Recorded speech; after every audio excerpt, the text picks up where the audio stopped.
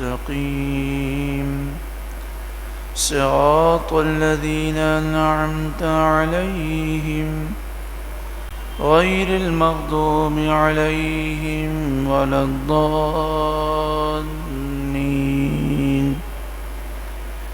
آمين ثم آمين بجاه سيد المرسلين صلی اللہ علیہ وآلہ وسلم۔ درود پاک پڑھیے۔ اللہم صلی علی سیدنا ومولانا محمد بن عبد اللہ ما ضاق امر إلا وفرجه الله صلی اللہ علیہ وآلہ وسلم صلاة و سلاما علیک یا سیدی یا سیدی یا سیدی یا مکی یا مدنی یا رحمة للعالمین یا شفیع المذنبین یا خاتم النبیین یا سید المرسلین یا نبی اللہ یا حبیب اللہ یا نور اللہ یا رسول اللہ۔ نویت سنت الاعتکاف للہ تعالی۔ اللہ رب العالمین ہم سب کی حاضری قبول و منظور فرمائے۔ قرآن مجید فرقان حمید کے نور سے اللہ تعالی ہم سب کو روشن و منور فرمائے۔ زوال نعمت سے رب العالمین ہمیں محفوظ فرمائے۔ دنیا میں، قبر میں، آخرت میں شاندار کامیابی نصیب فرمائے۔ ہمارے وقت میں برکت ہو، وقت کی ہمیں قدر نصیب ہو، ہر فضول لا یعنی اور گناہ کے کاموں سے اللہ تعالی ہم سب کو محفوظ فرمائے۔ آج درس کا آغاز سورہ بقرہ کی آیت نمبر 40 سے ہوگا۔ یہ سورہ بقرہ کا 5واں رکوع ہے اور پہلے پارے کا بھی 5واں رکوع ہے۔ اللہ تعالیٰ نے ارشاد فرمایا یا بنی اسرائیل، اے اولاد یعقوب۔ یا کے معنی اے، بنی معنی بیٹے، اولاد۔ اسرائیل حضرت یعقوب علیہ السلام کا لقب ہے جس کے معنی ہے عبداللہ، اللہ کا بندہ۔ اسرائیل یہ عبرانی زبان کا لفظ ہے اور عبرانی میں اسرائیل کہتے ہیں عبداللہ کو، اللہ کے بندے کو کہتے ہیں۔ تو حضرت یعقوب علیہ السلام کا یہ لقب ہے۔ اللہ تعالیٰ نے حضرت یعقوب علیہ السلام کو 12 بیٹے عطا فرمائے۔ ان میں سے ایک بیٹے ہیں حضرت یوسف علیہ السلام۔ ان 12 بیٹوں سے آگے جا کر یہ 12 قبیلے ہو گئے۔ جب حضرت موسیٰ علیہ السلام بنی اسرائیل میں پیدا ہوئے تو اس وقت بنی اسرائیل 12 قبیلوں میں تھے اور ان کی تعداد تقریباً 6 لاکھ تھے۔ 6 لاکھ ان کی تعداد تھے۔ یہ بنی اسرائیل جو ہیں چونکہ نبیوں کی اولاد سے ہیں، حضرت یعقوب علیہ السلام کی اولاد ہیں اور حضرت یعقوب علیہ السلام حضرت اسحاق علیہ السلام کے بیٹے ہیں اور حضرت اسحاق حضرت ابراہیم علیہ السلام کے بیٹے ہیں۔ تو اس طرح دیکھا جائے تو بنی اسرائیل ابراہیم علیہ السلام، حضرت اسحاق، حضرت یعقوب کی اولاد میں سے ہیں۔ اور پھر بنی اسرائیل میں بہت زیادہ نبی بھی آئے۔ حضرت موسیٰ علیہ السلام، حضرت ہارون علیہ السلام، حضرت داؤد علیہ السلام، حضرت سلیمان علیہ السلام، حضرت ایوب علیہ السلام، حضرت ذوالکفل، حضرت یوشع بن نون، حضرت کالب بن یوحنا، اس طرح تقریباً بعض مفسرین نے لکھا کہ 80,000 نبی حضرت یعقوب علیہ السلام کی اولاد میں آئے. 80,000 نبی، یعنی حضرت یعقوب علیہ السلام کے بعد نبی ہیں حضرت یوسف علیہ السلام، اور وہاں سے لے کر حضرت عیسیٰ علیہ السلام تک دنیا میں جتنے نبی رسول آئے سب بنی اسرائیل سے تھے. اور 3 کتابیں حضرت یعقوب علیہ السلام کی اولاد میں نازل ہوئیں. زبور حضرت داؤد علیہ السلام پر، انجیل حضرت عیسیٰ علیہ السلام پر، اور توریت حضرت موسیٰ علیہ السلام پر. اور یہ تینوں نبی رسول بنی اسرائیل سے ہیں. تو اللہ تعالیٰ نے ایک تو ان پر یہ فضل فرمایا کہ بنی اسرائیل سے یعقوب علیہ السلام کی اولاد سے جو لوگ ہیں ان میں اللہ تعالیٰ نے 80,000 نبی بھیجے. 3 آسمانی کتابیں آئیں، اور ایک روایت کے مطابق حضرت موسیٰ علیہ السلام پر 10 صحیفے بھی نازل ہوئے. پھر اللہ تعالیٰ نے انہیں بادشاہت بھی عطا فرمائی. حضرت داؤد علیہ السلام بھی بادشاہ ہوئے. حضرت سلیمان علیہ السلام تو پوری دنیا کے بادشاہ تھے، اور ہواؤں پہ حکومت، پہاڑوں پہ حکومت، جانوروں پہ حکومت، درندوں پر، کیڑے مکوڑوں پر حکومت، مچھلیوں پہ حکومت، جنات پر حکومت، انسانوں پہ حکومت. تو اللہ تعالیٰ نے بنی اسرائیل میں بادشاہت بھی رکھی، نبوت اور رسالت کو بھی رکھا. اور یہ اس زمانے میں دنیا کے سارے لوگوں میں سب سے افضل تھے. لیکن پھر یہ اپنی اصل راہ سے ہٹ گئے. اور یہ ہٹے کب؟ ان میں خرافات تو پیدا ہوئیں، ان میں خامیاں تو پیدا ہوتی رہیں، لیکن ایک ان میں خوبی رہی کہ جو یعقوب علیہ السلام کی اولاد سے تھے بنی اسرائیل، وہ نبی اکرم صلی اللہ علیہ وآلہ وسلم کا ذکر کیا کرتے تھے، اور اپنی اولاد کو مرنے سے پہلے وصیت بھی کرتے، بار بار یاد بھی دلاتے کہ کھجور والی بستی میں، یعنی مدینہ منورہ، کھجور والی بستی میں نبی آخر الزماں ہجرت کر کے آئیں گے، تمہیں ان کا ساتھ دینا ہے، ان پر ایمان لانا ہے، اور ان کے ساتھ مل کر کافروں سے جہاد کرنا.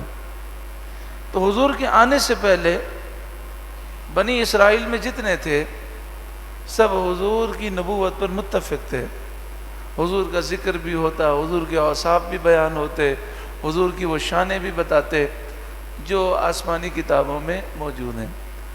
اور یہ تو عوام کا معاملہ تھا. جہاں تک بنی اسرائیل کے علماء کا تعلق ہے، وہ تو حضور صلی اللہ علیہ وآلہ وسلم کو اپنے بیٹوں سے زیادہ جانتے تھے. یعنی وہ آنکھیں بند کر کے بتا سکتے تھے کہ حضور کی آنکھیں ایسی ہیں، حضور کا چہرہ مبارک ایسا ہے، حضور کا چلنا ایسا ہے، کیونکہ آسمانی کتابوں میں سب لکھا تھا. اور پھر جب نبی کریم صلی اللہ علیہ وآلہ وسلم کی آمد کا وقت قریب آیا تو 100 سال پہلے، 200 سال پہلے یہودیوں نے سمجھ لیا کہ اب نبی آخر الزماں مدینہ منورہ ہجرت کر کے آنے والے ہیں، اس کھجور کی بستی کی طرف حضور آنے والے ہیں. تو یہودیوں نے اپنے قبائل جو ہیں مدینہ منورہ کے ارد گرد انہوں نے بنا لیے. بنو قریظہ بھی مدینہ منورہ میں آ گئے، بنو قینقاع بھی آ گئے، بنو نذیر بھی آ گئے، کچھ فاصلے پر خیبر کے یہودی بھی آ گئے. یہ سارے بنی اسرائیل سے تھے، یعقوب علیہ السلام کی اولاد سے تھے، اور نبی اکرم صلی اللہ علیہ وسلم کی صفات بیان کرتے، آپ کی شان بیان کرتے، اور کہتے کہ آخری نبی یہاں پر ہجرت کر کے آئیں گے، ہم ایمان لائیں گے، ان کے ساتھ مل کر کافروں سے جہاد کریں گے. مگر نصیب کی بات ہے، جب نبی کریم صلی اللہ علیہ وسلم تشریف لائے،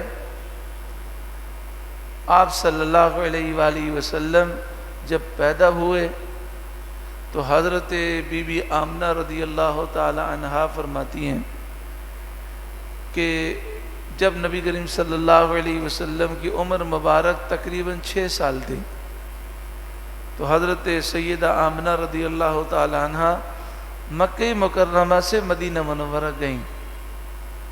جانے کی وجہ کیا تھی کہ وہاں ان کا میکہ تھا.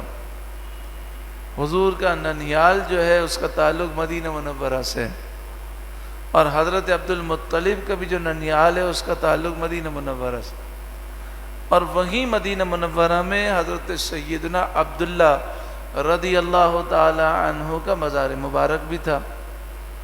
تو سیدہ آمنہ رضی اللہ تعالی عنہ اس قبر پر تشریف لے گئیں جو قبر حضرت سیدنا عبداللہ رضی اللہ تعالی عنہ کی تھی. وہاں انہوں نے حاضری دی اور 1 مہینہ مدینہ منورہ میں رہیں. تو سیدہ آمنہ رضی اللہ تعالی عنہ فرماتی ہیں کہ ایک یہودی نے نبی کریم صلی اللہ علیہ وآلہ وسلم سے پوچھا کہ تمہارا نام کیا ہے؟ تو حضور نے فرمایا میرا نام احمد ہے. تو وہ غور سے دیکھتا رہا، پھر چلا گیا. پھر وہ دوسرے یہودی کو لے کر آیا، دوسرے یہودی عالم کو، اور اسے کہہ رہا تھا یہ نبی آخر الزماں ہیں، یہ اللہ کے وہ نبی ہیں جو ان قریب نبوت کا اعلان کریں گے. پھر آپ فرماتی ہیں کہ یہودیوں کی لائن لگ گئی، ایک ایک کر کے یہودی علماء آتے رہے اور دیکھ کر تصدیق کرتے رہے کہ یہی نبی آخر الزماں ہیں، یہی آخری نبی ہیں اور یہی نبوت کا اعلان کریں گے. تو سیدہ آمنہ رضی اللہ تعالی عنہ فرماتی ہیں مجھے خوف پیدا ہوا کہ کہیں ایسا نہ ہو کہ کوئی جو ہے نبی کریم صلی اللہ علیہ وسلم کو نقصان پہنچانے کی کوشش کرے. تو حضرت سیدہ آمنہ پھر مدینہ منورہ سے مکہ مکرمہ کی طرف روانہ ہوئی. تو مکہ مکرمہ سے تقریباً 150 کلومیٹر دور ابوا کے مقام پر آپ کی طبیعت خراب ہوئی اور پھر وہیں آپ کا وصال ہو گیا. تو وصال سے پہلے آپ نے حضور صلی اللہ علیہ وسلم کو جو وصیت فرمائی وہ یہ فرمائی کہ بیٹا جو میں نے خواب دیکھے ہیں ان خوابوں کے مطابق آپ آخری نبی ہیں، نبی آخر الزماں ہیں، اللہ آپ کو بہت بلند و بالا مقام دے گا. میری آپ کو نصیحت ہے ہمیشہ بتوں سے دور رہیے گا، ہمیشہ بت پرستی سے اپنے آپ کو دور رکھیے گا. یہ وصیت آپ کی صحیح حدیثوں میں ہے. تو اس سے پتہ چلتا ہے کہ حضرت سیدہ آمنہ بھی اللہ کو ماننے والی ہیں، توحید کو ماننے والی ہیں، اور شرک سے ان کا کوئی تعلق نہیں ہے. تو یہ ساری چیزیں تھیں، یعنی یہاں تک کہ حضور کی ولادت ہو گئی اور آپ کی عمر 6 سال ہے، پھر بھی یہودی علماء تصدیق کر رہے ہیں یہی نبی آخر الزمان. پھر تقریباً 8 سال کی عمر میں یا 6 سال کی عمر میں آپ اپنے چچا ابو طالب کے ساتھ شام گئے. تو وہاں بحیرہ راہب جو یہودیوں کا بہت بڑا عالم تھا، اس نے کہا کہ اے ابو طالب یہ نبی آخر الزماں ہے. آپ نے کہا کہ تو نے کیسے جانا؟ تو اس نے کہا کہ ایک ایسا درخت ہے کہ اس درخت کے سائے میں نبی کے علاوہ آج تک کوئی نہیں بیٹھا، یہ اس درخت کے سائے میں بیٹھے ہیں، اور میں نے یہ دیکھا کہ ان کو جانور سجدہ کرتے ہیں اور پتھر ان کو سلام پیش کرتے ہیں، یہ نبی آخر الزماں ہے. یہ ساری باتیں یہودیوں کو معلوم تھیں، لیکن جب نبی کریم صلی اللہ علیہ وسلم نے نبوت کا اعلان کیا تو یہودیوں نے ماننے سے انکار کر دیا. وجہ کیا تھی؟ وجہ یہ تھی کہ یہودی جو سردار تھے ان کے دل میں یہ خیال آیا کہ جب ساری قوم رسول اللہ کو اپنا نبی اور رسول مان لے گی تو ہماری سرداری چلی جائے گی. تو وہ سردار رشوت لے کر آئے یہودی علماء کے پاس اور کہا کہ آپ لوگوں کو یہ بتائیں کہ توریت میں جس نبی آخر الزماں کا ذکر ہے یہ وہ نبی نہیں ہے، ان میں وہ صفات نہیں ہیں. پھر انہوں نے کیا کیا؟ کیونکہ توریت جو پڑھنے کا علم تھا وہ صرف یہودی علماء کے پاس تھا، تو انہوں نے کیا کیا؟ توریت میں حضور کے جو حلیہ مبارک لکھا ہوا تھا انہوں نے بدل کر پیش کیا. مثلا توریت میں لکھا تھا کہ سرکار دو عالم صلی اللہ علیہ وآلہ وسلم کا قد مبارک درمیانہ ہوگا، لیکن جب لوگوں کے درمیان کھڑے ہوں گے تو سب سے بلند نظر آئیں گے۔ انہوں نے اس کو بدل دیا کہ نبی آخر الزمان تو سب سے لمبے ہوں گے۔ تو اب یہودی جو قوم تھی انہوں نے حضور کو دیکھا تو وہ کہنے لگے کہ یہ تو لمبے نہیں ہیں، یہ تو درمیانہ قد ہے۔ تو اس طریقے سے یہودی علماء نے اپنی قوم کو گمراہ کیا، اور اس طرح یہودی رسول اللہ صلی اللہ علیہ وسلم کے دشمن ہو گئے، اور آج تک یہ دشمنی قائم و دائم ہے۔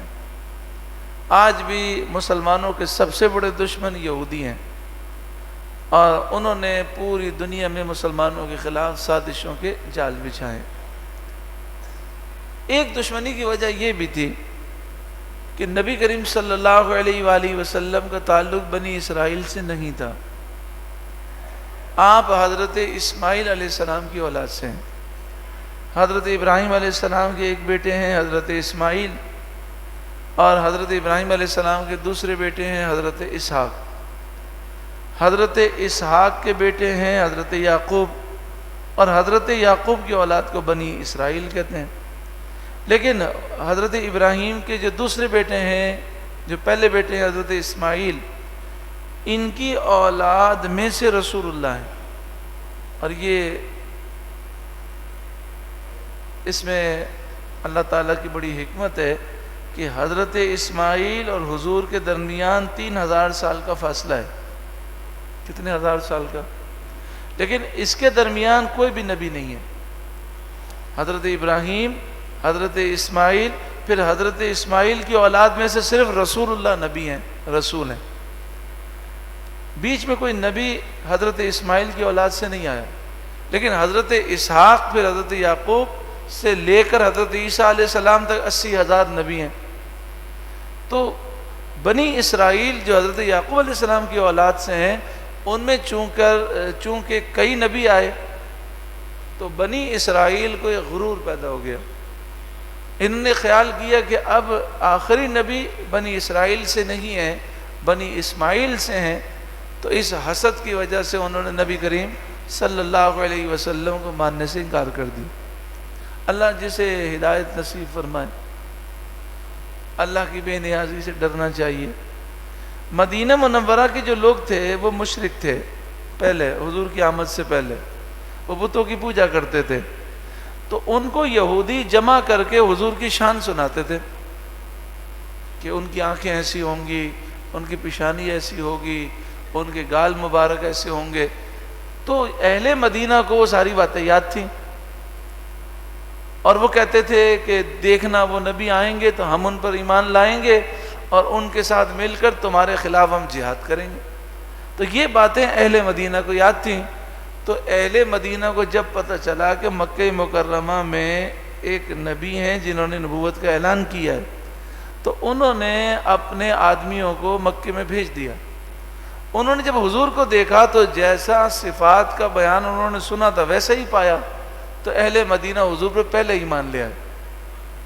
اور انہوں نے یہودیوں سے کہا کہ دیکھو نصیب کی بات، تم ہمیں کہتے تھے کہ ہم حضور پر ایمان لائیں گے اور پھر تمہارے خلاف ہم جنگ کریں گے، دیکھو ہم رسول اللہ پر ایمان لے آئے اور ہم حضور کے ساتھ مل کر تم کافروں کے ساتھ مقابلہ کریں گے۔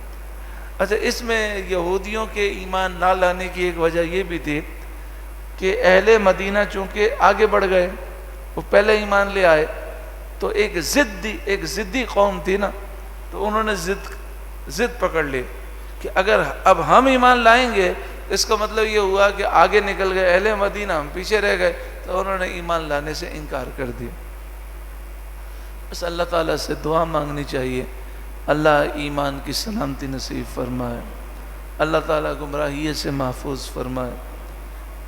تو ارشاد فرمایا، یا بنی اسرائیل، اے بنی اسرائیل، اے اولاد یعقوب، اے یعقوب علیہ السلام کی اولاد، یا بنی اسرائیل اذکروا نعمتی التی انعمت علیکم، میری وہ نعمت یاد کرو جو میں نے تم پر انعام فرمائی، کہ تم میں نبی آئے، رسول آئے، 3 آسمانی کتابیں نازل ہوئیں، صحیفے نازل ہوئے، پھر نبیوں کے ہاتھ پر کئی معجزات ظاہر ہوئے، پھر اللہ نے تمہیں حکومت دی، تمہیں عزتیں عطا فرمائیں، وَأَوْفُوا بِعَہْدِي، اور تم میرے عہد کو پورا کرو، اوفی بعہدکم، میں تمہارے عہد کو پورا کروں گا۔ میرے عہد کو پورا کرو وہ یہ ہے کہ تم میری فرمانبرداری کرو، اور میں اپنا عہد پورا کروں گا، اگر تم میری فرمانبرداری کرو گے تو میں تمہیں دنیا میں بھی کامیاب کروں گا اور آخرت میں بھی کامیاب کروں گا۔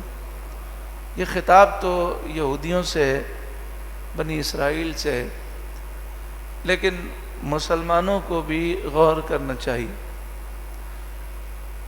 جب نبی اکرم صلی اللہ علیہ وآلہ وسلم کی آمد ہوئی تو حضور کی آمد کے بعد حضور کی امت ساری امتوں میں افضل، اور اللہ تعالیٰ نے ایسی برکت عطا فرمائی کہ تقریباً 1000 سال یا 1200 سال تک پوری دنیا پر مسلمانوں کی حکومت رہی۔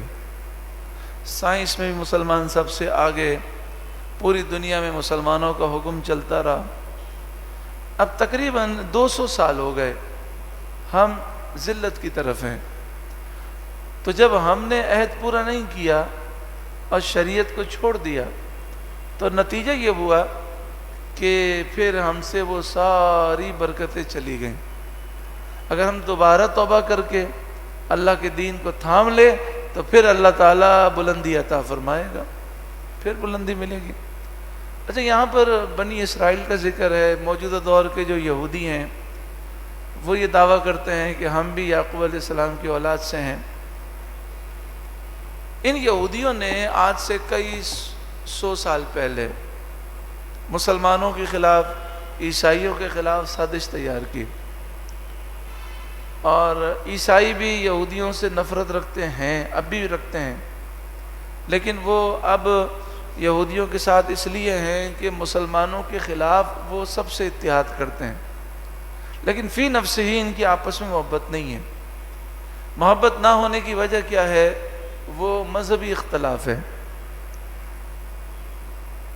ہمارا عقیدہ تو ہے کہ اللہ تعالیٰ نے حضرت عیسیٰ علیہ السلام کو زندہ آسمانوں کی طرف اٹھا لیا، لیکن یہودی اور عیسائی یہ کہتے ہیں کہ انہیں سولی پہ چڑھایا گیا اور وہ شہید ہو گئے، اور یہودی یہ دعویٰ کرتے ہیں کہ سولی پر ہم نے چڑھایا اور ہم نے شہید کیا، اور اس پر یہودی فخر کرتے ہیں۔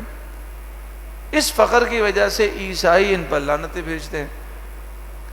تو عیسائیوں میں یہودیوں میں شدید نفرت رہی، تو یہودیوں نے اس نفرت کو کم کرنے کے لیے کیا کہ عیسائیوں کو مذہب سے دور کر دیا۔ اب عیسائیوں کی اکثریت اپنے مذہب سے دور ہے، نام کے عیسائی ہیں لیکن نہ وہ گرجے میں جاتے ہیں، نہ وہ بائبل پڑھتے ہیں، نہ وہ اپنی تعلیمات کو جانتے ہیں، بلکہ اکثر عیسائی 90% عیسائی جو ہیں اس سے زائد فیصد عیسائی عیسائیت سے بیزار ہیں۔ وہ اللہ کو بھی نہیں مانتے، جنت کو بھی نہیں مانتے، جہنم کو بھی نہیں مانتے، بائبل کو بھی نہیں مانتے، یعنی 90% عیسائی دہری ہو گئے، لادین ہو گئے۔ یہ یہودیوں نے ان کو لادین بنایا، کیونکہ جب تک یہ مذہبی رہیں گے ان کو یہودیوں سے نفرت رہے گی، کیونکہ جب بھی یہ بائبل پڑھیں گے تو بائبل وہ پڑھیں گے تو بائبل کے اندر یہودیوں کی جو سازشیں ہیں وہ سب اس کا ذکر ہے۔ تو انہوں نے عیسائیوں کو مذہب سے دور کر دیا۔ آج سے تقریباً 150 سال پہلے امریکہ میں یہ حال تھا کہ کوئی عورت بغیر برقعے کے نکل نہیں سکتی تھی۔ لندن میں، برطانیہ میں بھی یہی حال تھا، اور بے حیائی کے خلاف ایک ماحول تھا اور بڑی سختی تھی۔ لیکن اب آپ بتائیے، یورپ میں، امریکہ میں جو بے حیائی ہے، تو یہ بے حیائی پھیلانے والے یہودی ہیں۔ یہودیوں نے عیسائیوں کو بے حیا کر دیا، مذہب سے دور کر دیا، عیاش بنا دیا۔ اب جب وہ عیاش ہو گئے تو آہستہ آہستہ یہودی ان پر قابض ہو گئے۔ پوری دنیا میں سب سے زیادہ عیسائی ہیں، لیکن قبضہ جو ہے یہودیوں کا ہے۔ امریکہ پہ قبضہ یہودیوں کا ہے، فرانس پہ قبضہ یہودیوں کا ہے، برطانیہ پہ قبضہ یہودیوں کا ہے، اسکاٹ لینڈ میں یہودیوں کا قبضہ ہے۔ اب یہودیوں کو جو تکلیف ہے وہ مسلمانوں سے ہے، اور وہ مسلمانوں سے خائف ہیں، تو یہ چاہتے ہیں کہ مسلمان بھی لادینی ہو جائیں اور مذہب سے دور ہو جائیں۔ اس کے لیے وہ کوشش کر رہے ہیں، مختلف ایجنسیوں کے ذریعے، مختلف خفیہ تنظیمات کے ذریعے یہ ہو رہا ہے۔ اور آپ دیکھ رہے ہیں کہ کئی ایسے لوگ آپ کو ملتے ہیں جو بظاہر مسلمان ہوتے ہیں لیکن کفریات بکرے ہوتے ہیں، اسلام کا مذاق اڑاتے ہیں، دین کا مذاق اڑاتے ہیں، پردے کا مذاق اڑاتے ہیں، داڑھی شریف کا مذاق اڑاتے ہیں۔ پہلے ایسا نہیں ہوتا تھا، پہلے مسلمان جتنا بھی گناہ گار ہو وہ داڑھی شریف کا احترام کرتا، پردے کا احترام کرتا، لیکن اب انہوں نے کئی مسلمانوں کو دین سے دور کر دیا۔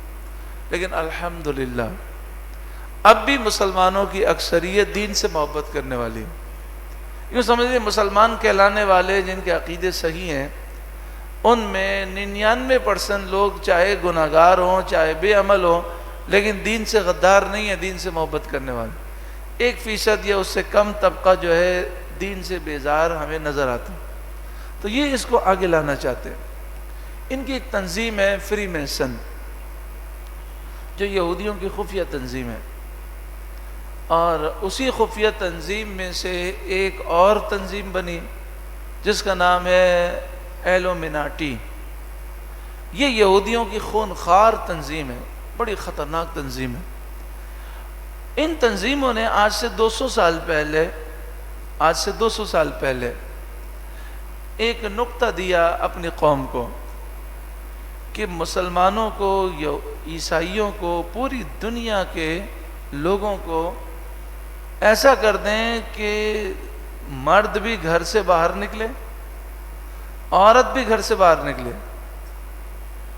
گھر میں کوئی بھی نہ ہو۔ پھر یہ بچے کس کو ملیں گے؟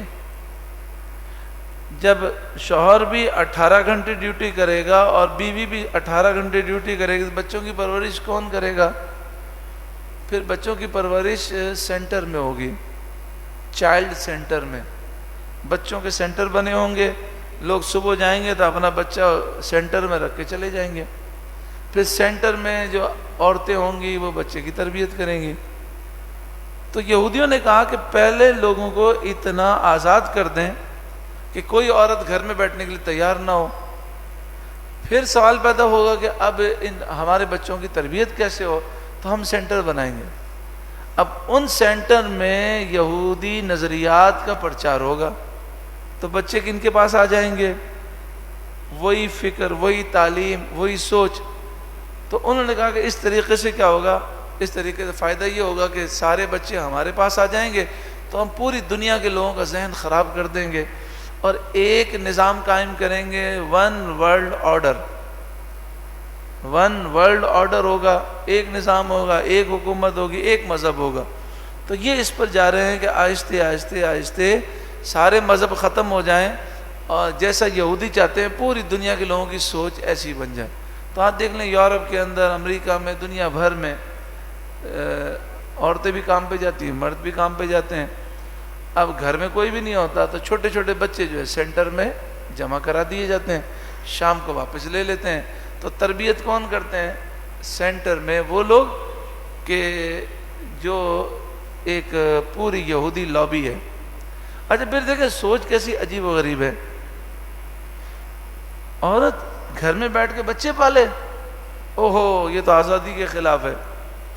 اب یہ عورت کام پہ جا رہی ہے اور اپنا بچہ سینٹر میں دے کر جا رہی ہے، وہاں بچہ کون پال رہی ہے بتائیے؟ عورت۔ تو سینٹر میں دنیا کے سارے بچے پالے عورت تو کوئی حرج نہیں ہے، لیکن گھر میں اپنے بچے پالے تو حرج ہے۔ یہ کیوں حرج ہے معلوم ہے آپ کو؟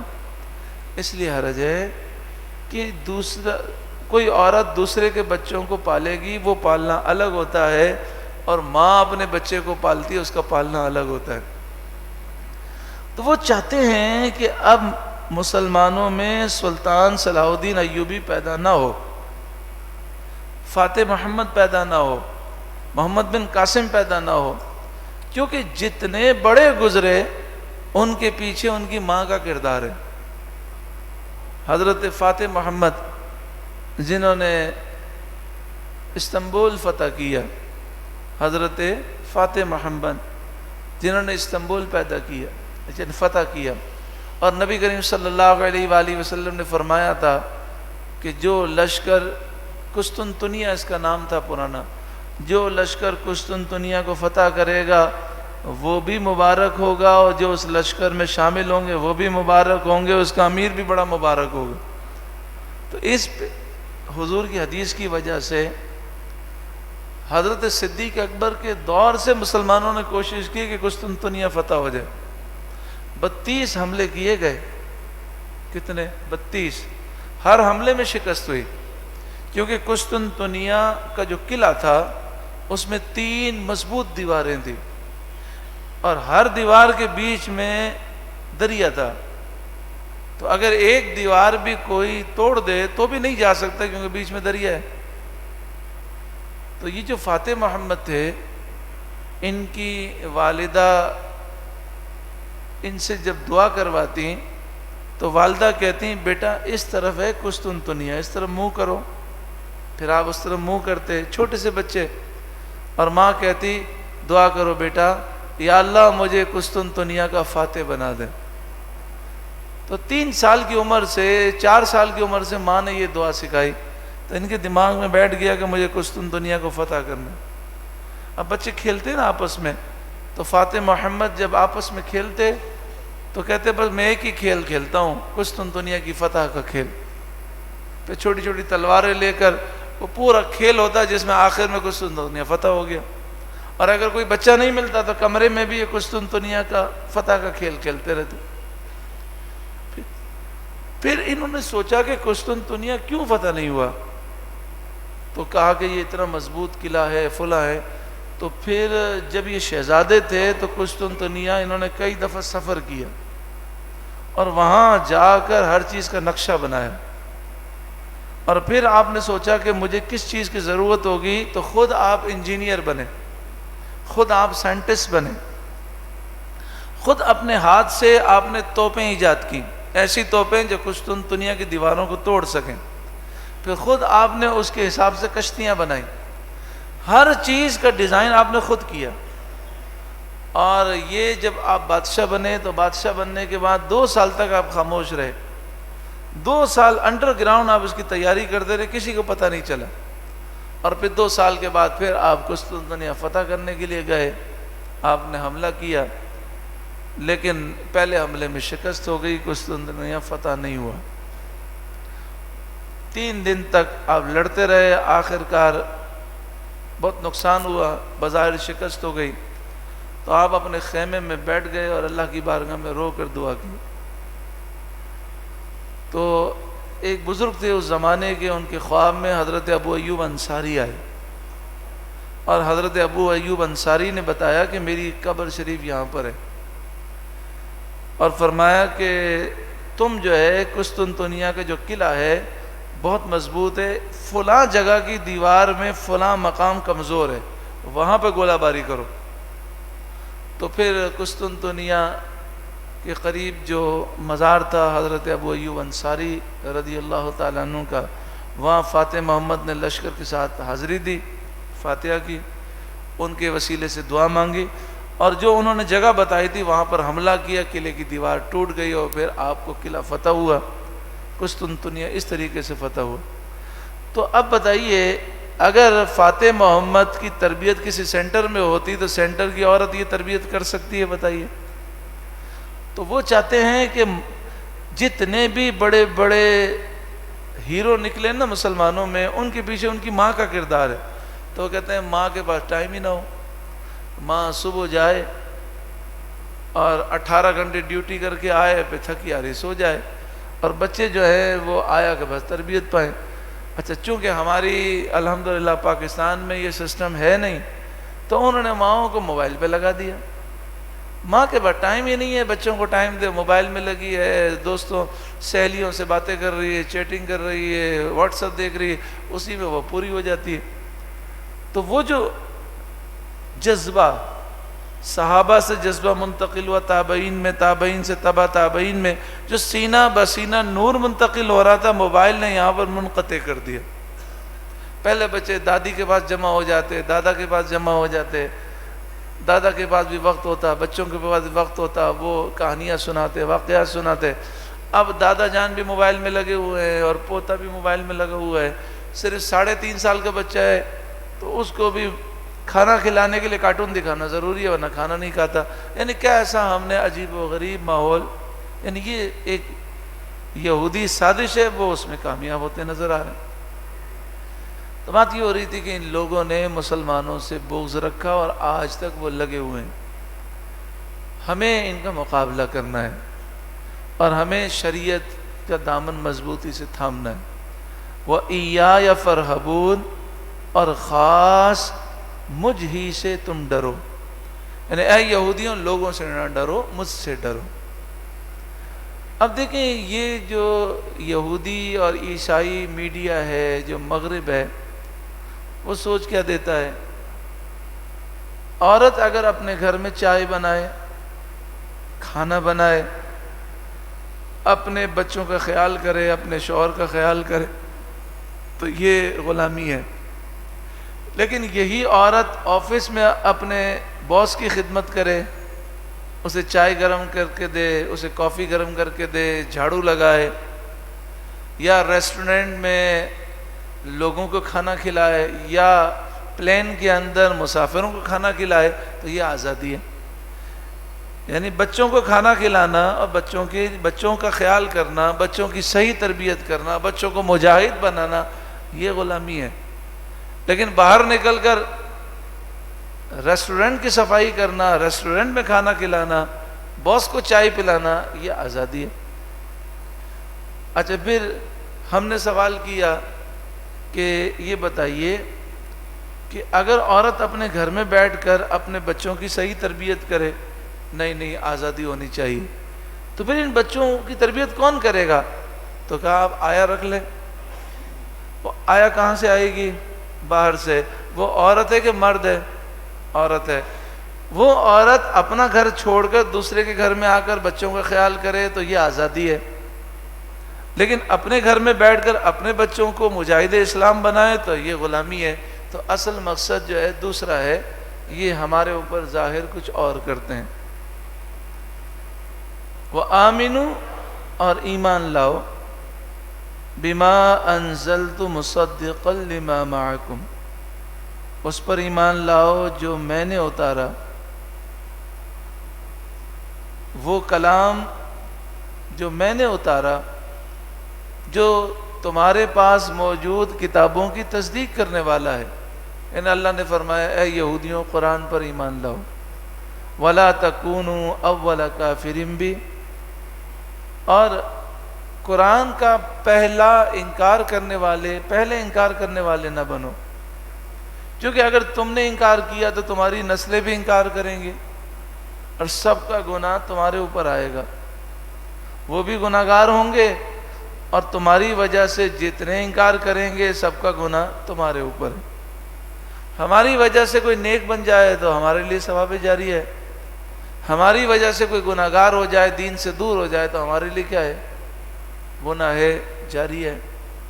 اسی لیے تو فرمایا کہ اگر کوئی آدمی گناہ کی عادت اس سے چھٹتی نہیں ہے تو وہ چھپ کے گناہ کرتا ہے، اسے چاہیے کم از کم لوگوں کے سامنے گناہ نہ کرے، کیونکہ جب وہ لوگوں کے سامنے گناہ کرے گا تو اسے دیکھ کر اور بھی گناہ کریں گے، انہیں بھی جرت ہو جائے گی. وہ جب تک گناہ کرتے رہیں گے اس کا گناہ اسے ملتا رہے گا. اس لیے فرمایا گناہ کو چھپانا چاہیے. بعض لوگ اس میں بہادری سمجھتے ہیں، ہاں بھائی ہم نے تو نماز نہیں پڑھی، ہم کہاں پڑھتے ہیں فجر کی نماز، بھائی ہم تو جناب یہ گناہ کرتے ہیں، ہم جھوٹ کیوں بولیں.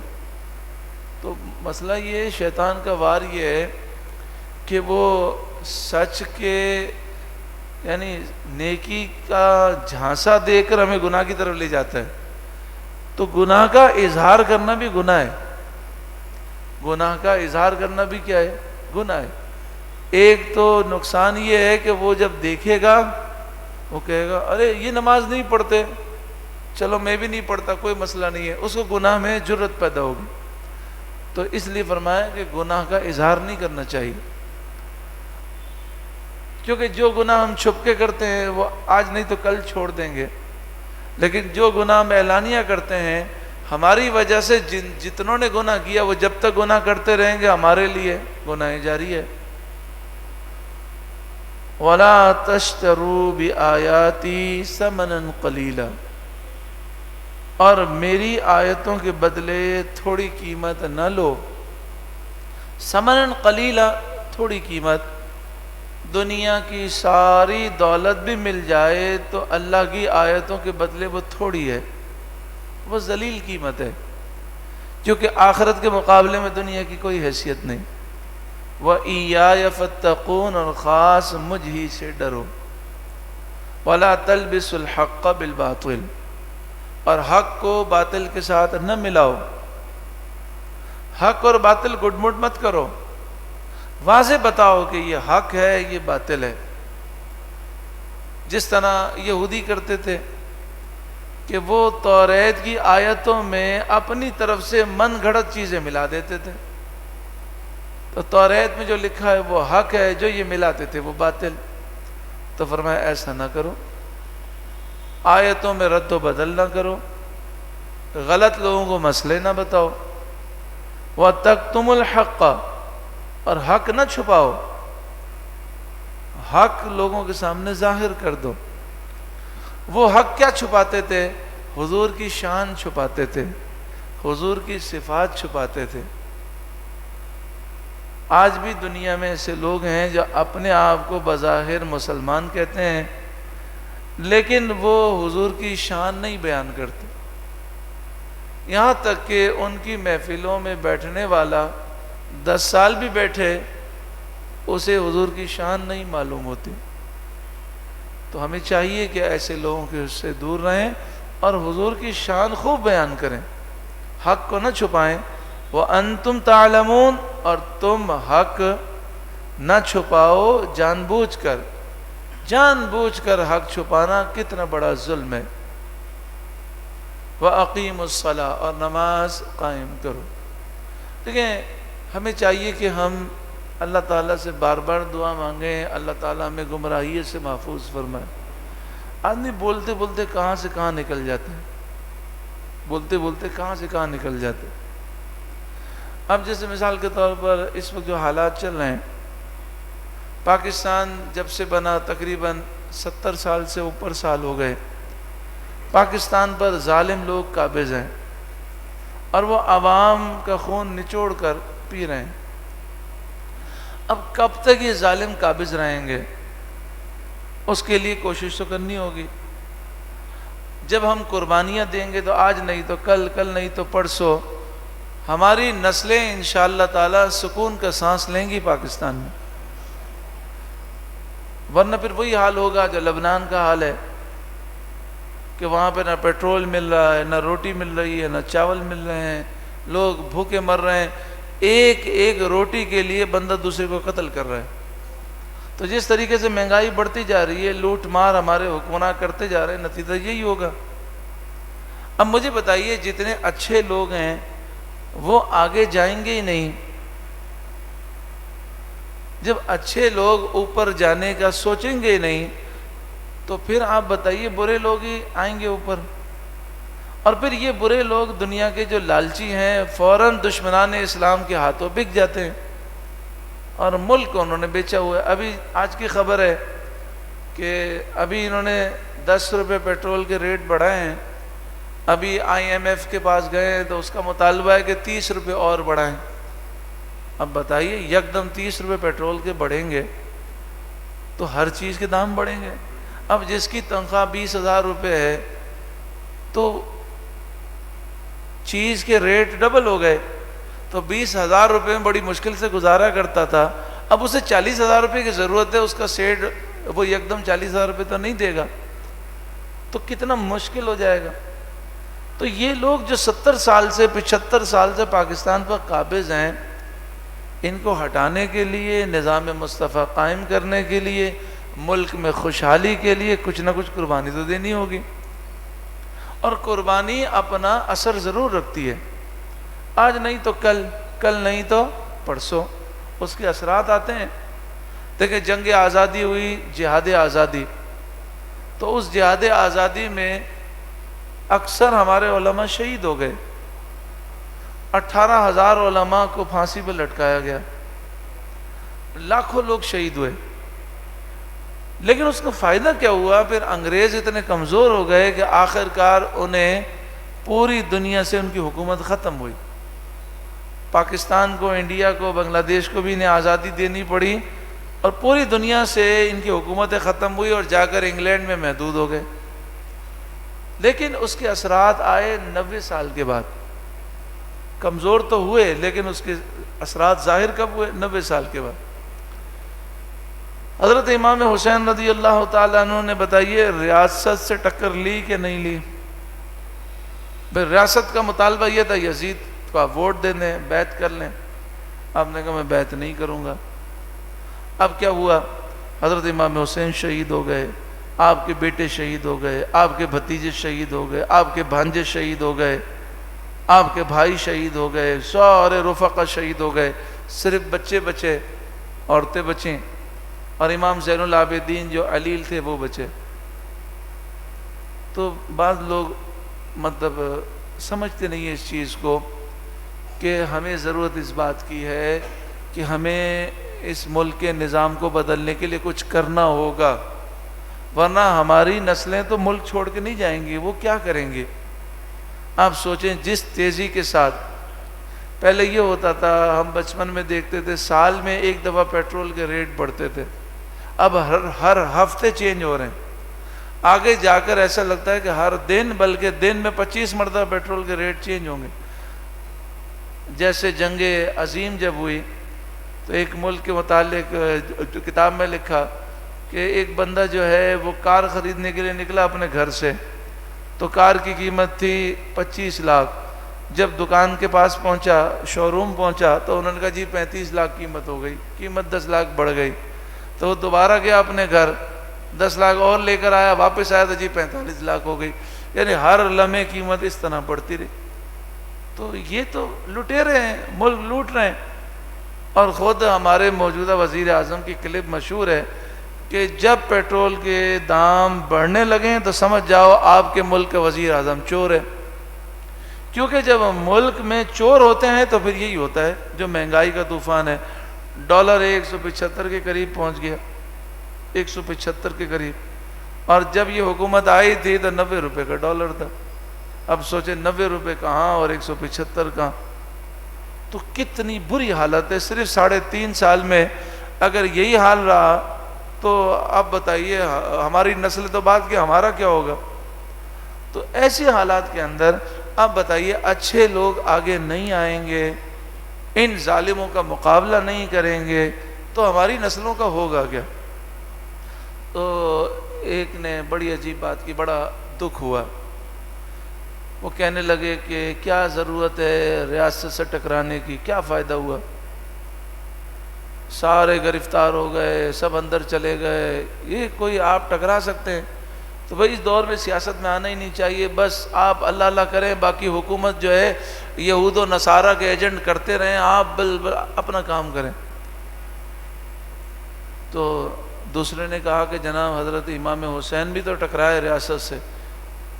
تو ایسے بھی لوگ ہیں نعوذ باللہ من ذالک، کیا سوچ رکھتے ہیں؟ ان کی سوچ یہ کہ امام حسین کو بھی ٹکرانے کی ضرورت کیا تھی؟ نعوذ باللہ من ذالک، کیا فائدہ ہوا؟ خود بھی شہید ہو گئے، بچے بھی شہید ہو گئے، بھائی بھتیجے بھانجے سب شہید ہو گئے، اور یزید اترا بھی نہیں، یزید کی حکومت بھی نہیں گئی۔ ارے نادانو، اگر امام حسین نہ ٹکراتے تو آج دین کا حلیہ بدل چکا ہوتا۔ یہ جو آج دین اپنی اصل حالت میں ہے یہ امام حسین کی قربانیوں کی وجہ سے۔ آج اگر ہماری حکومت تو 3 سال 3.5 سال سے، پچھلے 2 سالوں سے ربیع الاول آیا ہے، لیکن آج جو ربیع الاول آیا اس میں جو حکومت نے شاہ نشان طریقے سے ربیع الاول منانے کا اعلان کیا، اور بار بار جی ہم ختم نبوت کے ماننے والے ہیں، جی ہم عشق رسول رکھتے ہیں، اور جناب ہم کوئی بھی اسلامی شک کو ختم نہیں کریں گے، یہ جو ان کی لینگویج چینج ہوئی ہے یہ امیر المجاہدین علامہ خادم حسین رضوی کی قربانیوں کا نتیجہ ہے۔ یہ قربانیاں ہیں، انہوں نے دیکھا عوام کا ذہن چینج ہو رہا ہے. اب اگر عوام کو سمجھ میں آ گئی کہ یہ یہودیوں کے ایجنٹ ہیں اور یہ تو اسلامی شکیں مٹانا چاہتے ہیں تو عوام مار کے نکال دے گی، تو اب یہ اپنے آپ کو ختم نبوت کا مجاہد ثابت کرنے میں لگے ہوئے ہیں. تو یہ جو کچھ بھی پوری دنیا میں آج دین اپنی اصل حالت میں باقی ہے وہ امام حسین کی قربانیوں کا صدقہ ہے. تو یہ ہمارے بزرگوں نے جو قربانیاں دی ہیں نا، آج دین اس حالت میں باقی ہے. ورنہ یہ تو ممتاز حسین قادری نے جب سلمان تاثیر کو جہنم میں پہنچایا، اس سے پہلے ہی امریکہ کی رپورٹ ہے کہ پاکستان کو ہم لادینی ریاست بنائیں گے اور اس کی ہر اسلامی شک کو نکال دیں گے. لیکن الحمدللہ ممتاز حسین قادری کی شہادت، ان کی قربانیاں، پھر اس کے بعد امیر المجاہدین کی قربانیوں نے ایسا رنگ پیدا کر دیا کہ اب یہ کسی شک کے بارے میں بدلنے کا سوچ بھی نہیں سکتے. تو یہ قربانیوں کا نتیجہ ہے. اور دین آپ دیکھیں شروع سے لے کر اب تک دین قربانیوں سے ہی وہ پھیلا ہے. دین میں شہادتیں ہوئی ہیں، لوگ زخمی ہوئے، لوگوں نے جانوں کے نذرانے دیے ہیں، تو اسی سے دین پھیلا ہے. اور یہی مزاج ہے. حق کا جب مقابلہ ہوتا ہے باطل سے تو قربانیاں دینی ہوتی ہیں. میں اگر قربانی نہیں دے سکتا تو جو قربانی دے رہے ہیں میں ان کو لاکھوں سلام تو پیش کروں. بھئی جو کربلا نہ جا سکے کم از کم وہ شہدائے کربلا کو سلام تو پیش کریں. تو جو ہم دین کے لیے قربانی نہیں دے سکتے تو یہ ہماری سستی ہے، کاہلی ہے، بزدلی ہے، ہمارا قصور ہے. لیکن ہم ان ہیرو کو سلام پیش کرتے ہیں جنہوں نے دین کے لیے قربانیاں دی. کم از کم یہ جذبہ تو ہونا چاہیے. ارشاد فرمایا وَأَقِيمُوا الصَّلَاةَ، اور نماز قائم کرو، وَآتُوا الزَّكَاةَ، اور زکوٰۃ دو، وَارْكَعُوا مَعَ الرَّاكِعِينَ، اور رکوع کرنے والوں کے ساتھ رکوع کرو. یعنی نماز قائم کرو. قائم سے مراد یہ دیکھیں یہاں پر وَأَقِيمُوا الصَّلَاةَ ہے.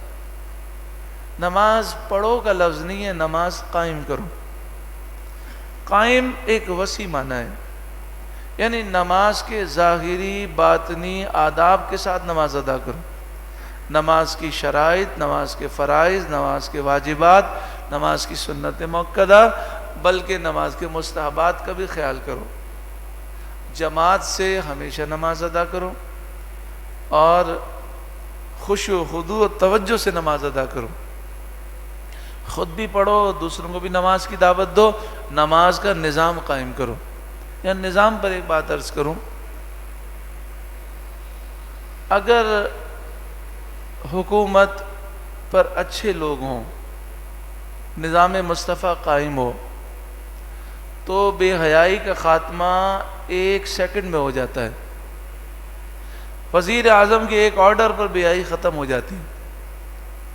اور اگر اوپر جو ہے عیاش قسم کے لوگ ہوں اور وہ بے حیائی پھیلانے میں لگے ہوں تو ملک میں 1,00,000 تنظیمیں بھی بے حیائی کے خلاف کام کریں تو مقابلہ نہیں کر سکتی. کیونکہ جب انٹرنیشنل طور پر حکومتی سطح پر بے حیائی کو فروغ دیا جائے گا تو ہمارے درس دینے سے کتنے لوگ بچیں گے. اب مجھے بتائیے اگر پاکستان لادینی ریاست بن جائے، اللہ تعالیٰ محفوظ رکھے، اور جگہ جگہ گلی گلی شراب خانے اور زنا کے اڈے کھل جائیں گلی گلی، اور جناب والا وہ بے حیائی فحش عریانی عام ہو جائے، ہم درس دینا شروع کر دیں کہ اپنی نگاہوں کی حفاظت کرنا ہے، گناہ سے بچنا ہے، تو اللہ کے نیک بندے بچ جائیں گے. لیکن پورے معاشرے کو آپ کیسے بچائیں گے؟ تو اس لیے ضروری یہ ہے کہ ہم اس طرف توجہ دیں، اپنے مستقبل کے لیے، اپنے بچوں کے مستقبل کے لیے، اس ملک کی خاطر اچھے لوگ آگے آئیں، آگے بڑھیں اور اس ملک کے اندر نظام مصطفیٰ قائم کرنے کے لیے کوشش کریں. اور ہمارا کام کرنا ہے کوشش، ہمیں اس پہ ثواب مل جائے گا. جب اللہ تعالیٰ چاہے گا تو دین تخت پر آ جائے گا. حضرت ابراہیم علیہ السلام کو جب نمرود نے آگ میں ڈالا تو وہ جو آگ اس نے جلائی تھی وہ اتنی بڑی آگ تھی کہ اس آگ کے اوپر سے کوئی پرندہ نہیں گزر سکتا تھا.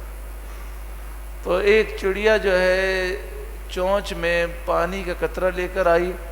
قریب تو نہیں جا سکتی تھی, دور سے جہاں تک وہ قریب جا سکتی تھی وہاں سے اس نے اس قطرے کو پھینکا.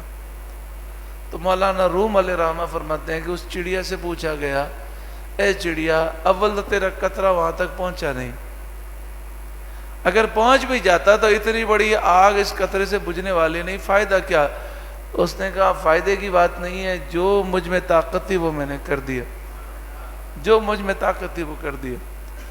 تو نظام مصطفیٰ کو اس ملک میں نافذ کرنے کے لیے ہم پوری کوشش کریں, اور جو کوششیں کر رہے ہیں کم از کم ان کے لیے دعا ضرور کریں, یا اللہ تو ان کی غیب سے مدد فرما, یا اللہ فرشتوں کو نازل فرما, اے اللہ انہیں اس کوششوں میں کامیابی نصیب فرما. اتأمرون الناس بالبر, کیا تم لوگوں کو نیکی کا حکم دیتے ہو, وَتَنْسَوْنَ أَنفُسَكُمْ, اور اپنی جانوں کو بھول جاتے ہو, وَأَنْتُمْ تَتْلُونَ الْكِتَابَ, حالانکہ تم کتاب پڑھتے ہو. یہ خطاب تو یہودیوں سے ہے کہ یہودی توریت پڑھتے تھے, اور جب یہودی عالم اکیلا ہوتا اور کوئی مسلمان آتا اس کے پاس تو وہ توریت کھول کھول کے دکھاتا اور کہتا یہ سچے نبی ہیں, کسی کو بتانا نہیں, میں تمہیں بتا رہا ہوں, یہ سچے نبی ہیں, تم ایمان لائے ہو, اسی پر مضبوط رہنا. اور خود یہ ایمان نہیں لاتے تھے. تو فرمایا تم دوسروں کو تو اچھی بات بتا رہے ہو, خود عمل کیوں نہیں کرتے, حالانکہ تم کتاب پڑھتے ہو, تم سمجھتے ہو کہ نبی برحق ہیں. اچھا, خطاب یہ یہودیوں سے تھا اور یہودیوں کو یہ بات سمجھائی گئی, لیکن اس میں مسلمانوں کے لیے بھی عبرت ہے. مثلا مثال کے طور پر ہم یہ کہیں کسی سے کہ آپ یہ مرغن غذائیں جو کھا رہے ہیں نا, اس سے آپ کا کولیسٹرول بڑھ جائے گا اور اس سے یہ بیماری ہو سکتی ہے, سگریٹ نہ پئیں, اس سے یہ نقصان ہے. اب اگر وہ ہماری بات پہ عمل کرے, ماشاءاللہ تندرست ہو گیا, ایکٹیو ہو گیا, اور ہم خود عمل نہ کریں, تو بتائیے کہ اگر ہم یہ ساری چیزیں غلط استعمال کرنے کی وجہ سے بیمار ہو جائیں تو وہ ہم سے کیا کہے گا؟ وہ یہ کہے گا جناب آپ کی باتیں سن کر میری ساری بیماریاں دور ہو گئی, میں نے عمل کیا, آپ نے خود عمل نہیں کیا, آپ نے اپنا نقصان کیا. تو ہم دوسروں کو تو گڑھے میں گرنے سے بچا رہے ہیں, خود چھلانگ مار رہے ہیں, تو اس میں ہمارا فائدہ ہے کہ نقصان ہے؟ نقصان ہے. تو جو اچھی باتیں ہیں ہم دوسروں کو بتا رہے ہیں, خود بھی جب عمل کریں گے تو انشاءاللہ ان اچھی باتوں سے ہمیں بھی فائدہ ہوگا.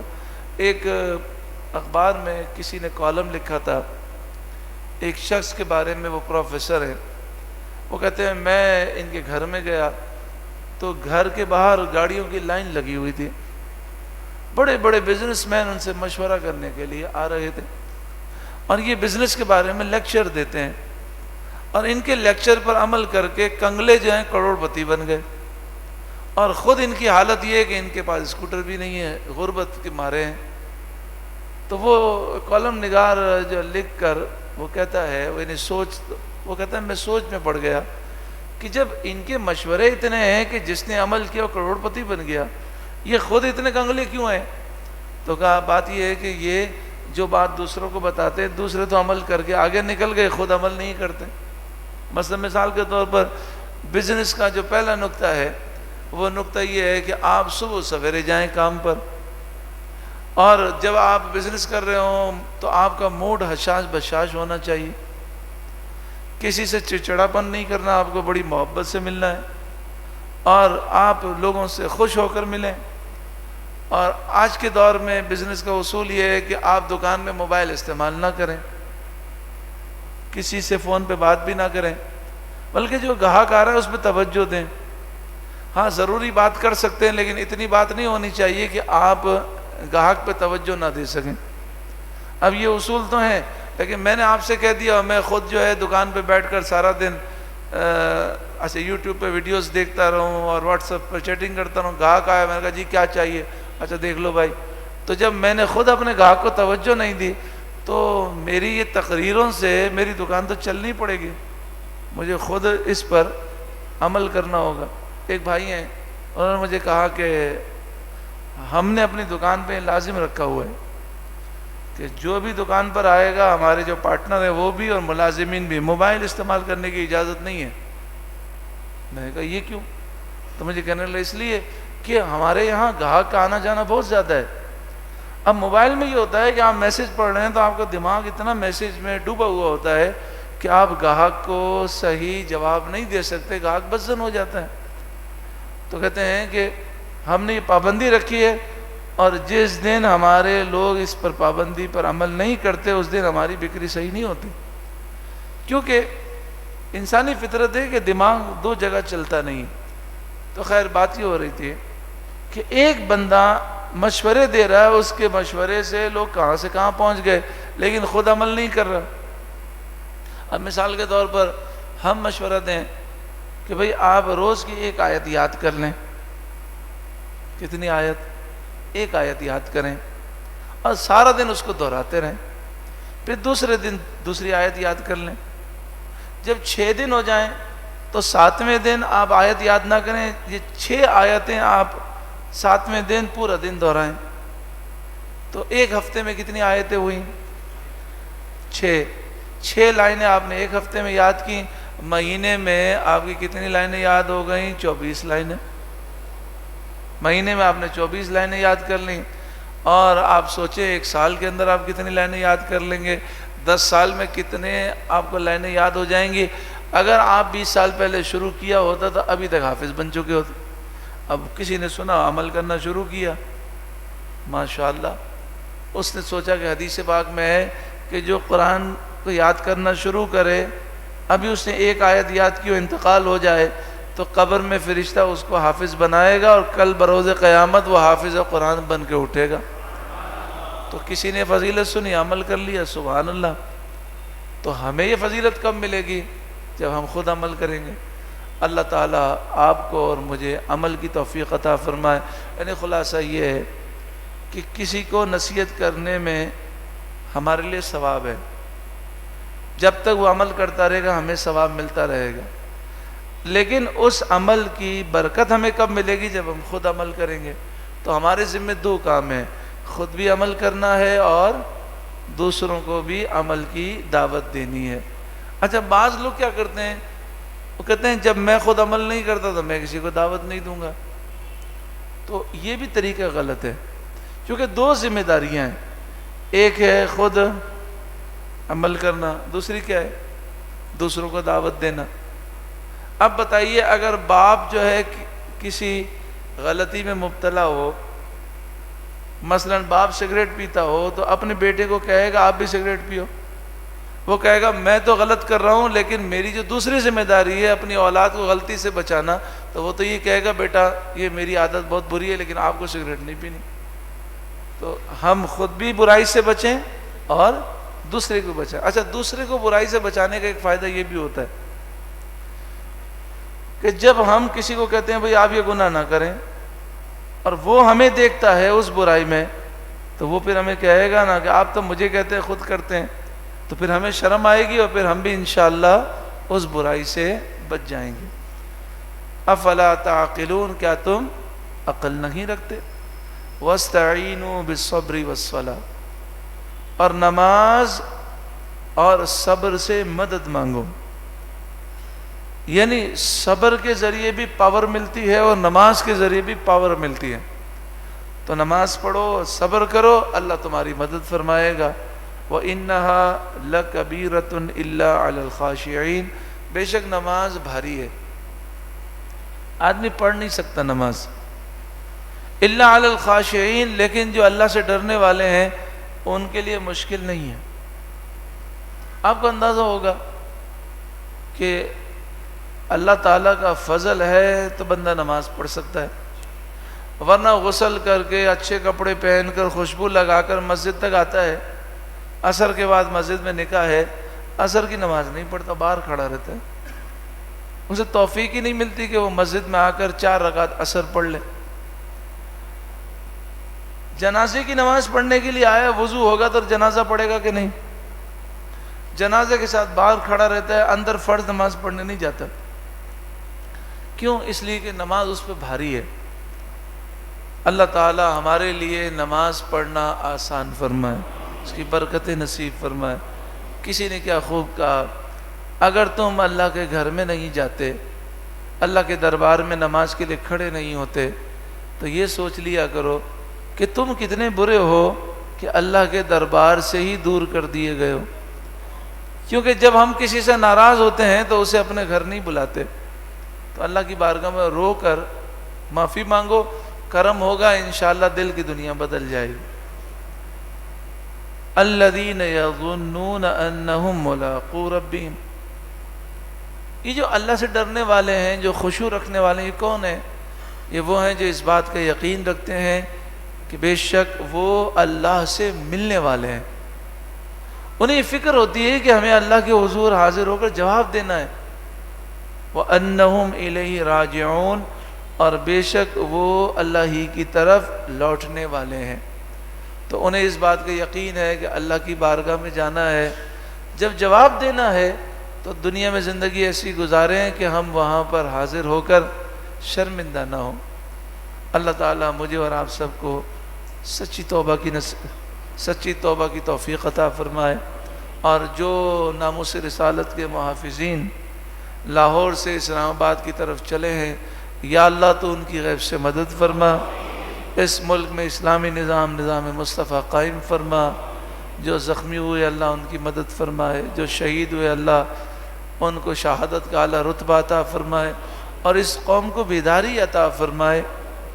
اور جو لوگ اس ملک کی حالت کو بدلنے کے لیے نکلے ہیں، ان کا ساتھ دینے کی ہر ایک کو توفیق عطا فرمائے. کم از کم اتنا تو ہونا چاہیے، بندہ دعا کرے، بندہ جو ہے اپنی آواز بلند کرے. اہل سنت ہیں، سنی ہمارے بھائی ہیں، عاشق رسول ہیں، ان پر گولیاں چلائی جا رہی ہیں، شیلنگ ہو رہی ہے، دنیا خاموش ہے. بتائیے اگر ڈر کی وجہ سے اگر ہم خاموش ہیں تو پھر ہم کوفیوں کو ملامت کیوں کرتے ہیں؟ ہم کیوں کہتے ہیں کہ کوفیوں نے امام حسین کا ساتھ کیوں نہیں دیا؟ تو ان پر بھی تو خوف تھا. تو ہمیں حق کا ساتھ دینا چاہیے، ان کے لیے دعائیں کرانی چاہیے، آواز بلند کرنی چاہیے، اور اپنی طاقت کے مطابق حکومت کو سمجھانا چاہیے. کیوں اس ملک کو تباہ کرنے کے در پہ ہو؟ کیوں اپنے آپ کو برباد کرنے کے در پہ ہو؟ یہ تو حضور کے عاشق ہیں، یہ تو حضور کی ناموس کے لیے نکلے ہیں. ان پر حملہ کرنا یہ تو دنیا اور آخرت کی تباہی ہے. اللہ تعالیٰ اس ملک کے حالات پر کرم فرمائے. درود پاک پڑھی. اللہم صلی علی سیدنا و مولانا محمد ابن عبداللہ ما ضاق امر اللہ وفرجہ اللہ.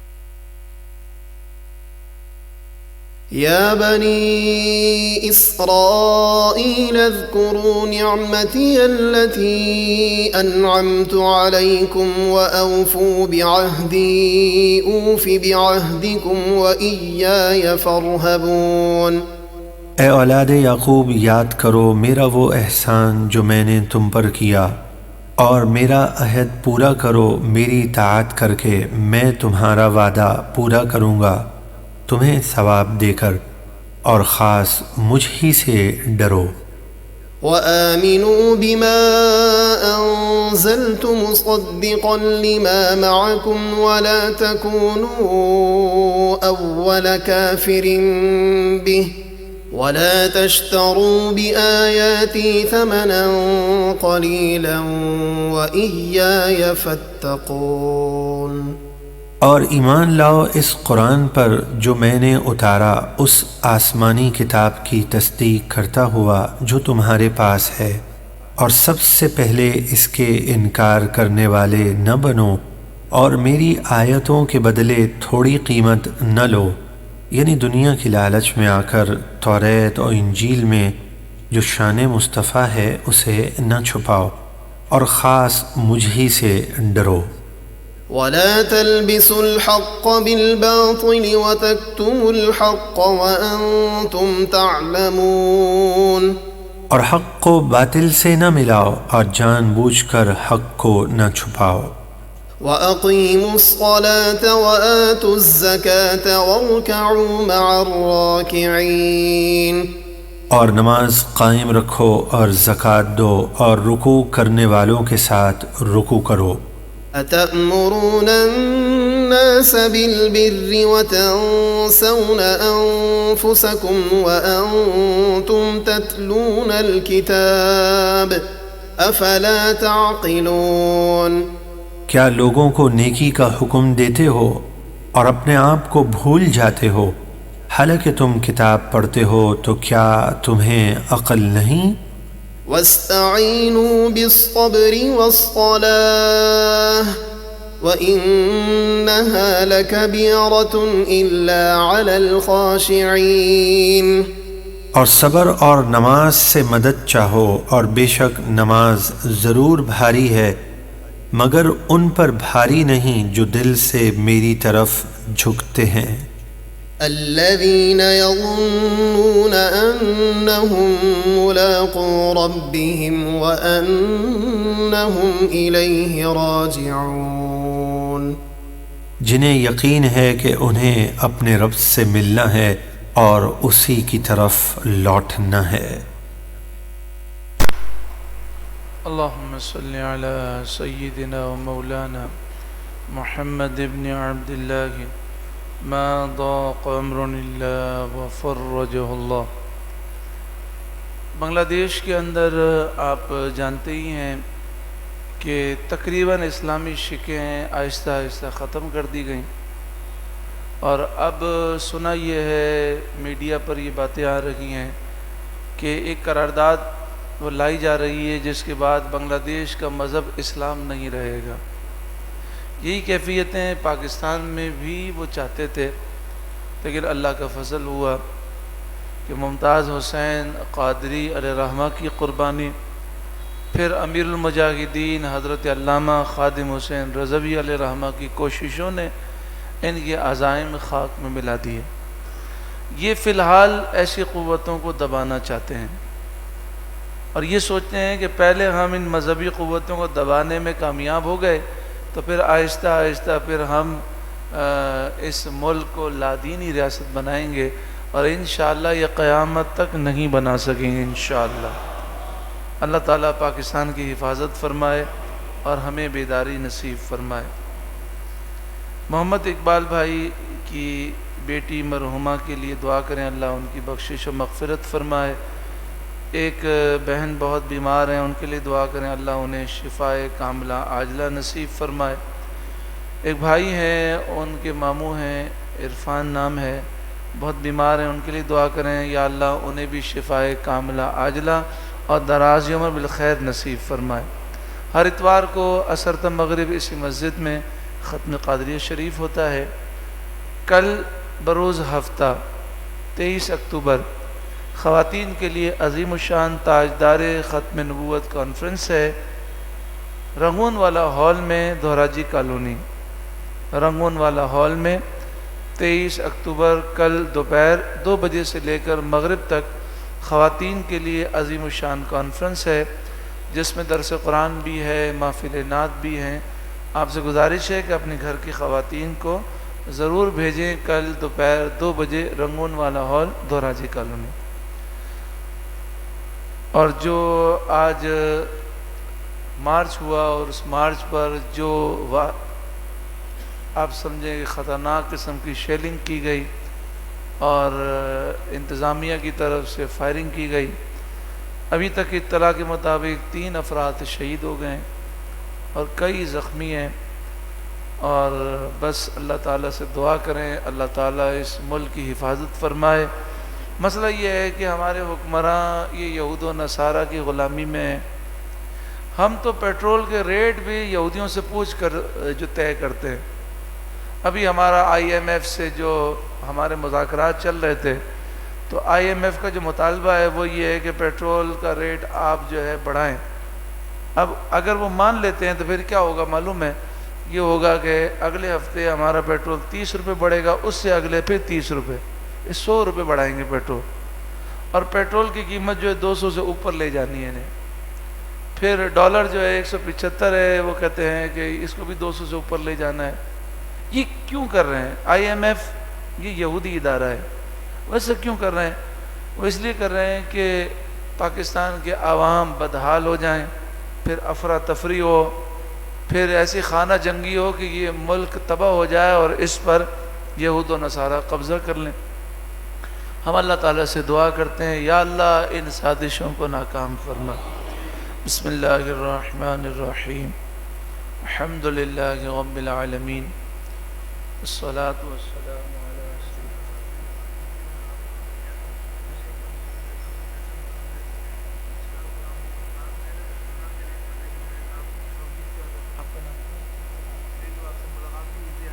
جی انشاءاللہ. دعا فرمائے ہمارے افتخار بھائی کی جو پریشانی اللہ تعالیٰ دور فرمائے، غیب سے مدد فرمائے. بسم اللہ الرحمن الرحیم. الحمد للہ رب العالمین، الصلاۃ والسلام علی سید المرسلین. یا ارحم الراحمین یا ارحم الراحمین یا ارحم الراحمین. یا ربنا یا ربنا یا ربنا یا ربنا یا ربنا یا اللہ یا رحمن یا رحیم. دل مارا کن مستقیم بحق ایاک نعبد و ایاک نستعین. یا ذا الجلال والاکرام یا بدیع السماوات والارض یا حی یا قیوم برحمتک استغیث. فلا تکلنی الی نفسی طرفت عینی واصلح لی شانی کلہ. اللہم اغفر لی واغفر لی ولا تکلنی الی اختیاری. اللہم انی اسألک باسمک الاعظم ورضوانک الاکبر عبدک بفنائک.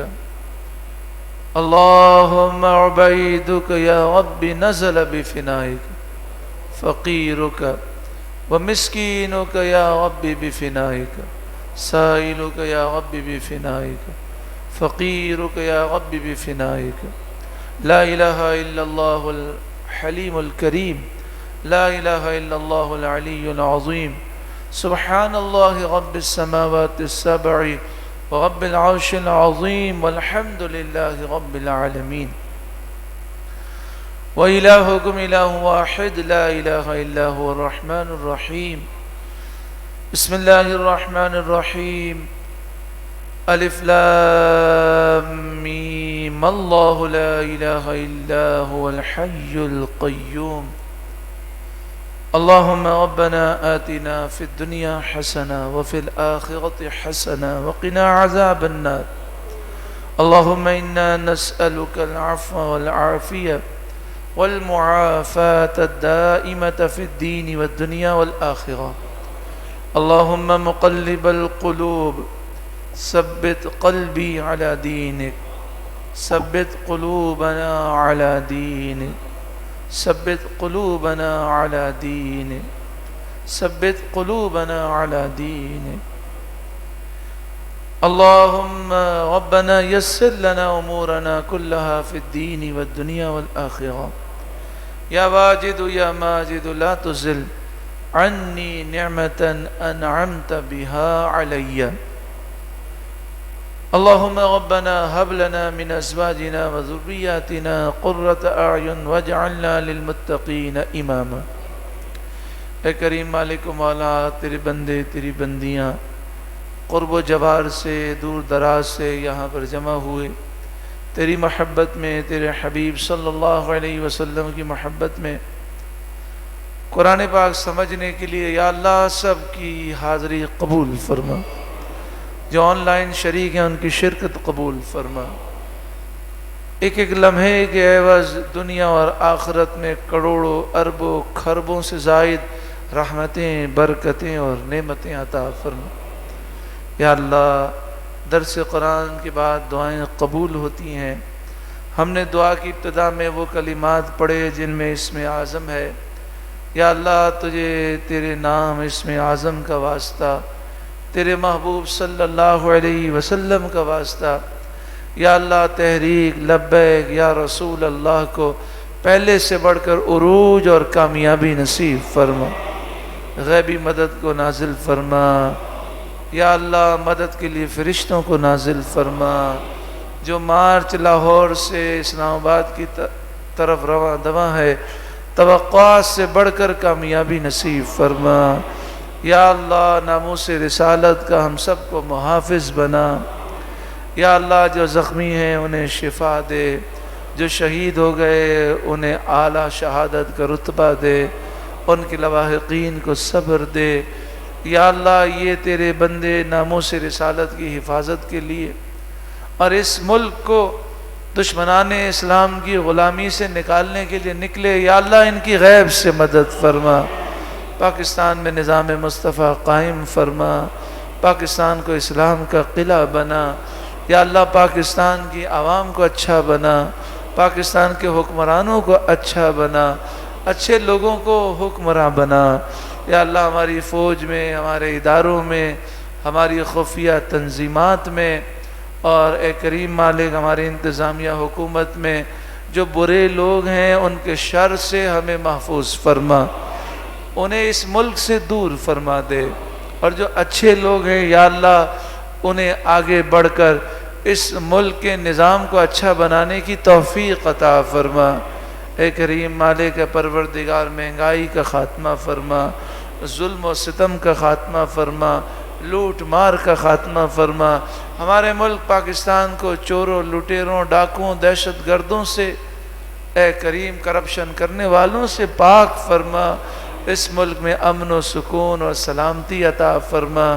اس ملک کی حفاظت فرما، یا اللہ اس ملک کو اندرونی بیرونی سازشوں سے محفوظ فرما، دشمنان اسلام کی سازشوں کو ناکام کر دے، یا اللہ جو اس ملک کے دشمن ہیں، جو اسلام کے دشمن ہیں، ان کی قوتوں کو تباہ و برباد فرما دے، یا اللہ اہل حق کو عظیم فتح نصیب فرما، اہل حق کو اہل سنت کو بیداری عطا فرما، بیدار ہو کر متحد ہونے کی توفیق عطا فرما، متحد ہو کر اس ملک میں نظام مصطفیٰ لانے کے لیے کوشش کرنے والا بنا، یا اللہ غیبی مدد کو نازل فرما، اہل حق کو غلبہ نصیب فرما، اے مالک وہ رات جو بدر کی جنگ سے پہلی رات تھی، تیرے محبوب نے رو رو کر دعائیں کیں، یا اللہ تیرے محبوب کی دعاؤں کا صدقہ غیبی مدد کو نازل فرما،